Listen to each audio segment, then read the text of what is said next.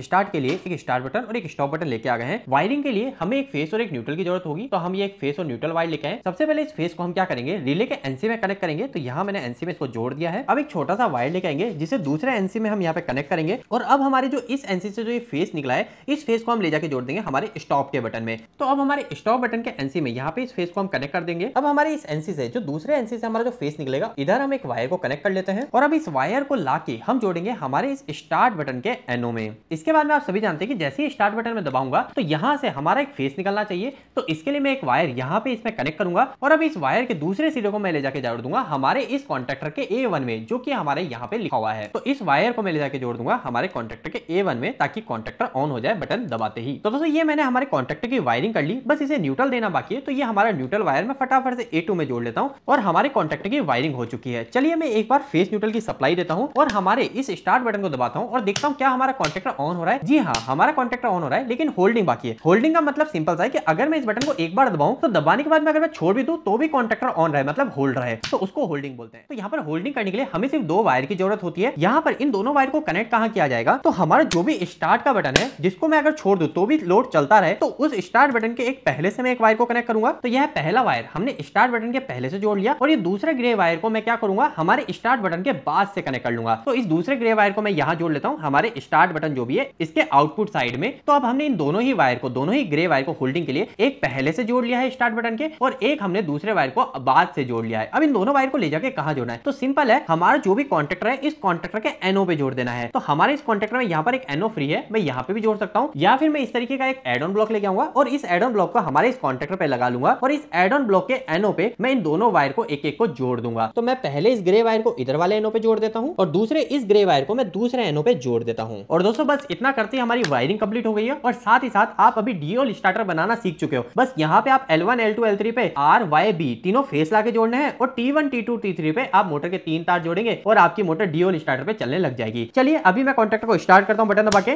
तो देखिए मेरा बटन दबाते ही कॉन्ट्रैक्टर स्टार्ट हो गया। तो यहाँ तक